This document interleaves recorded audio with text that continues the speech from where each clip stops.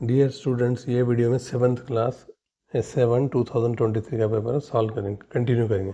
इससे पहले question number 1 to 9 already solve करके अपलोड करे हुए हैं, आप लोग उसको देख ले सकते हैं। Now question number 10। अब क्वेश्चन नंबर 10 क्या है? The angles of a triangle are in the ratio 1:3:5। 3 angles रहते हैं ट्राइंगल में, इनका रेशियो क्या है? 1:3:5। Find the angles. अब ये एंगल मालूम करना है, कितना कितना एंगल है। तो अपने को मालूम है यहाँ पे एक ट्राइंगल में सम ऑफ द 3 एंगल्स कितने रहते हैं? एक ट्राइंगल में अगर 3 एंगल ऐड करें तो रहते हैं 180 डिग्रीज। ये तीनों एंगल को ऐड करें तो होते हैं 180 डिग्रीज। अब अपने क्वेश्चन में क्या दिया? Given ratio, solution, given ratio of the angles is 1:3:5। यहाँ जो दिया वही यहाँ पे लिखे रहते 1:3:5। जब भी ऐसा रेशियो दिया तो इसको क्या करना, कुछ भी समझ जाना। जैसा 1 है तो 1a मतलब h होता, 3 है तो 3a समझो, 5 है तो 5a समझो। अब यहाँ पे a तो भी लो, x तो भी लो, y तो भी लो, अपनी मर्जी कुछ भी ले सकते हैं। तो लेट द 3 एंगल्स, अपने को एंगल्स मालूम करना है, इसलिए बोल रहे हैं लेट द एंगल्स भी। यहाँ 1 है तो 1a बोल रहे हैं, 1a मतलब a है, 3 है तो 3a बोल रहे हैं, 5 है तो 5 है। अब उसके बाद में क्या है यहाँ से, तो sum of the internal angles of a triangle कितना होता? तीनों एंगल्स को ऐड कर तो ये वाले एंगल, ये 3 एंगल को ऐड करें तो ट्राइंगल में होता 180 डिग्री से, हमेशा याद रख लेना as a rule. Sum of the internal angles of a triangle कितना होता? 180 डिग्री। अब यहाँ पे 3 एंगल्स कौन से हैं? a + 3a + 5a, 180 degree. अब इसको सॉल्व करो, अपने को वैल्यू आ जाती। a + 3a कितना होगा? 4a + 5a, 9a = 180 डिग्रीज हो गया। तो a कितना होता? 180 डिवाइडेड बाई 9 को इधर लेके गए तो इस तरफ राइट साइड में ले, तो क्योंकि 9 इंटू ए है तो राइट साइड में गया तो डिवाइड में आता, इंटू वाला हमेशा डिवाइड में आता, इक्वल टू के इस तरफ में आता। यहाँ आ गया 9। अब इसको कट कर दो, यहाँ पे 9 1 ज़ा 9 2 ज़ा 18, ये बच गया 0। दैट इम्प्लाइज a = 20 आया अपने यहाँ पे। जब a = 20 आ गया अपने को, तो 3 एंगल्स ईजी लिख दे सकते हैं। 3 एंगल्स क्या समझे थे यहाँ पे? a है, 3a है, 5a है। देयरफॉर तो मतलब a बोले तो हो गया 20, 3a कितना हो गया? 3 × 20 60 डिग्रीज। और एक कौन सा है? 5a। 5a बोले तो कितना हो गया? 5 × a, दैट इज 5 × 20, 5 × 20, a नहीं, 5a मीन्स 5 × 20, ये हो गया 100। तो ये अपने 3 एंगल्स है। Therefore the required 3 angles are, तो कौन से 3 एंगल्स यहाँ पे? एक है 20 डिग्रीज, सेकंड है 60 डिग्रीज, और एक है 100 डिग्रीज। ये आंसर करेक्ट आया नहीं आया कैसे समझना? ये तीनों को ऐड करो तो 180 चाहता अपने कौन सा, क्योंकि ये एंगल्स ऑफ द ट्राइंगल है 100 + 60, 160 + 20, 180। देयरफॉर अपने ये आंसर जो है यहाँ पे करेक्ट है। सही है। चैनल को सब्सक्राइब करो अगर नहीं करें तो, ताकि आप और ज़्यादा वीडियोस में अपलोड कर सकें। नेक्स्ट क्वेश्चन क्या है? क्वेश्चन नंबर 11, 4 मार्क्स का क्वेश्चन है ये। Question number 11, in what time will ₹4,000 amounts to ₹5,200 if simple interest is calculated at 10% per annum? तो अब यहाँ पे अपने को क्या दिया? देखो, अपने को दिया जो स्टार्टिंग जो अमाउंट था रखते बैंक में, जहाँ भी जमा होने के लिए रखते हैं, उसको बोलते हैं प्रिंसिपल। जो अमाउंट है, जो स्टार्टिंग जो इनिशियल इन्वेस्ट करते हैं, उसको बोलते हैं प्रिंसिपल। ये है पी कितना दिया क्वेश्चन में? ₹4,000 दे दिया। अमाउंट मतलब जो फाइनल अमाउंट आता 1 ईयर के बाद, जो इंटरेस्ट ऐड होकर अमाउंट आता, तो उसको बोलते हैं अमाउंट। ये है अमाउंट ए, यानी सिंपल इंटरेस्ट के बाद वाला। तो अमाउंट टोटल फाइनल जो आता अपने को 5,200 ही अमाउंट है। If simple interest is calculated 10% per annum, तो 10% एनम क्या है? ये रेट ऑफ इंटरेस्ट है। ये क्या है? ये रेट ऑफ इंटरेस्ट। हाँ, तो प्रिंसिपल था 4,000, सही।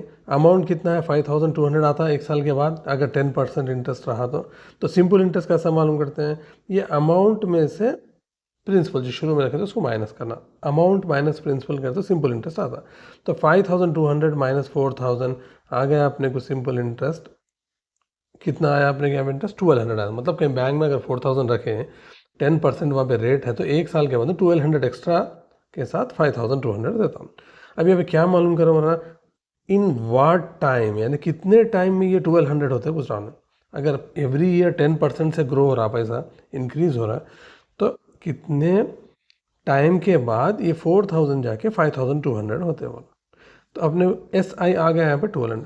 फार्मूला क्या है अपने को, फार्मूला ऑफ सिंपल इंटरेस्ट है S I is equal to P T R by 100। S I है सिंपल इंटरेस्ट, पी है प्रिंसिपल, टी है टर्म, आर है ratio sir rate of interest और डिवाइडेड बाय 100। अब अपने एस आई क्या मालूम करें लेफ्ट साइड का 1200 यहाँ पे लिख दो इक्वल टू पी कितना था प्रिंसिपल शुरू में देखे ना 4000, ये है पी की वैल्यू। टर्म कितना है यहाँ पे अपने को मालूम करना है, इन व्हाट टाइम मतलब टी मालूम करना है अपने को, टर्म मालूम करना है, इसलिए टी अपने पास नहीं है तो इसको टी जैसा का वैसा लिख दो। रेट ऑफ इंटरेस्ट कितना है 10% पर एनम है ना आर, ये तो अपने क्वेश्चन में दे दिया 10 दे दिया, डिवाइडेड बाई फार्मूले का यहाँ पे 100। अब अपने को मालूम करना है यहाँ पे टी, जब टी मालूम करना है तो टी न्यूमरेटर में इसको ऐसे ही रख दो, इसमें कोई चेंज नहीं है, ये वैल्यूज़ को ऊपर भेजेंगे, इधर के वैल्यूज़ को नीचे आएंगे, क्रॉस मल्टीप्लाई। तो t is equal to T ऊपर है जैसे का वैसे है, 100 मल्टीप्लाई होता 1200 से डिवाइडेड बाई 4000 जो न्यूमरेटर में है इस तरफ आया तो डिनोमिनेटर में आया। अब इसको अपने को डिवाइड करना है यहाँ पे, अब यहाँ पे तो 0 0 2 0 चले गए, ये 2 0 चले गए, यहाँ पे 1 0, यहाँ पे 1 0 चले गया, 1 2 चले गए, 12/4 बचा, 4 1 जा 4 3 जा, तो t कितना आया 3। देयरफॉर इन व्हाट क्या क्वेश्चन में क्या था यहाँ पे इन व्हाट टाइम बोल रहा, देयरफॉर इन 3 years, अब ये जो भी है क्वेश्चन में वो लिख देना ₹4000 amounts to 5500। So term is equal to, so in 3 years 4000 will become 5200 at 10% per annum. हर साल अगर 10% बढ़ा अपना पैसा तो 3 साल में 5200 आता, ये है इसका आंसर। सही है, वेरी इंपॉर्टेंट क्वेश्चन है प्रिंसिपल सिंपल इंटरेस्ट का, ये थोड़ा डिफिकल्ट वाला दिया है लेकिन प्रैक्टिस कर लेना। बस वो simple P T R by 100 P T R दे देता अपने को ऐसे मालूम करा होता तो वो तो ईजी रहता, यहाँ थोड़ा बड़ा वाला क्वेश्चन दिया तो बस क्वेश्चन डिफिकल्ट रहता है, बस क्वेश्चन ईजी रहता है, वो हिसाब से अपने को सॉल्व कर लेते जाना पड़ता। तो नेक्स्ट क्वेश्चन यहाँ पे क्या है, question number 12, Kiran completes 3/5 part of the homework. Kiran completes, तो किरण कितना कंप्लीट करे, यहाँ पे लिखे हैं किरण कितना कंप्लीट करे होमवर्क 3/5 कंप्लीट करें। प्रवीण कितना, पवन है सर, पवन कितना कंप्लीट कर रहा homework 4/7। Who has completed the least part, कम कौन करे पूछ रहे हैं इसमें। सही है, कम कौन करे मालूम करेंगे, डिनोमिनेटर तो सेम नहीं है ना, इसका डिनोमिनेटर 5 है, इसका डिनोमिनेटर 7 है, तो पहले डिनोमिनेटर सेम कर लेना।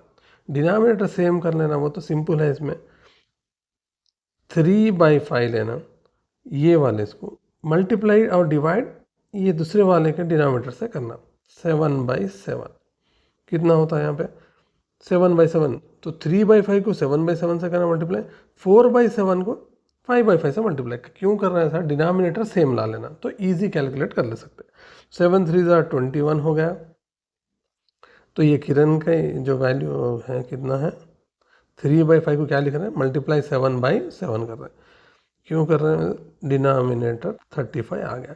अब पवन को भी सेम ऐसे ही करेंगे, अब पवन का दिया 4/7, तो ये किरण के इसमें डिनोमिनेटर कितना है 5 है, तो ये डिनोमिनेटर अपने को यूज़ करना आता अपने को यहाँ पे, तो 5/5। अब दो डिनोमिनेटर 5 × 7 35 मतलब दोनों डिनोमिनेटर सेम रहना 20/35। जब दोनों डिनोमिनेटर सेम है राइट, तो जो इसमें बड़ी वैल्यू है, कौन सी वैल्यू है इसमें, हाँ जो बड़ी वैल्यू है वो जो है ज़्यादा होता है, जो कम वैल्यू है वो कम होता है यहाँ पे। तो 20/35, अब यहाँ पे तो ये भी 35 है, डिनोमिनेटर में यहाँ पे 35 है, तो इसमें कम वैल्यू कौन है, न्यूमरेटर में कम कौन है 20 है, तो न्यूमरेटर में जो कम हुआ वो छोटी वैल्यू होती है। बोलने का मतलब क्या है, अगर समझो कहीं यहाँ पे से लिखे हुआ है 1/4 और एक है 3/4, डिनोमिनेटर जब सेम रहता न्यूमरेटर में जो छोटा रहता वो छोटी वैल्यू रहती। अब यहाँ पे जो है ना 21 ये है 20 ये है, तो पवन है ना, तो therefore Pawan has done least homework, मतलब दोनों में, किरण में पवन में कम कौन करे, पवन करे। डिनोमिनेटर सेम रखो, न्यूमरेटर चेक कर लो यहाँ पे। अब उसके बाद यहाँ पे जो सेक्शन 2 का जो है ना लास्ट क्वेश्चन है, 4 मार्क्स का क्वेश्चन में ये लास्ट वाला है, राइट 4 इक्विवेलेंट फ्रैक्शंस ऑफ 3/5। ये तो एकदम सिंपल दिया, वही बास क्वेश्चन जो है ना सिंपल देता, बास जो है ना थोड़ा टफ देता। ये दो क्वेश्चन 12 और 13 एकदम ईजी क्वेश्चन दिया यहाँ पे। 4 इक्विवेलेंट ऑफ फ्रैक्शन 3/5, तो गिवन कितना है फ्रैक्शन, लिख देना, स्टेप्स पूरे लिखना कभी भी। गिवन फ्रैक्शन है 3/5, 4 equivalents are 4 equivalents of 3/5 are 3/5 के 4 इक्वल, सिंपल है। 4 इक्विवेलेंट को तो सिम मल्टीप्लाई और डिवाइड कोई भी एक नंबर से कर दो, 2/2 एक हो गया, 3/5 को 3/3 से कर दो, 3/5 को 4/4 से करो, और 3/5 को 5/5 से मल्टीप्लाई करो। दिस इम्प्लाइज कौन से होते हैं 4, अब ये दोनों को मल्टीप्लाई, न्यूमरेटर क्या होता है 3 × 6/10, 3 3 9, 9/15, 3 4 12, डिनोमिनेटर में 20, और यहाँ पे क्या है 3 5 15/25। यही है अपने 4 इक्विवेलेंट्स। जो भी फ्रैक्शन दिया इक्विवेलेंट हो तो कुछ भी नहीं, न्यूमरेटर डिनोमिनेटर सेम रख के मल्टीप्लाई कर लेते चले जाओ। यहाँ पे क्या करें, फिर एक बार रिवाइज करो मैं, ये जो अपने को फ्रैक्शन ये दिया था अपने को, यहाँ पे क्या करें, इसको 2/2 मल्टीप्लाई डिवाइड करें, 3/3 करें, 4/4 से मल्टीप्लाई करें, 5/5 से, अपने को अपना ये जो आ गया यही अपना आंसर है, बस इतना इजी है। तो इससे जो है ना सेक्शन 2 कंप्लीट हो गया यहाँ पे, सही है।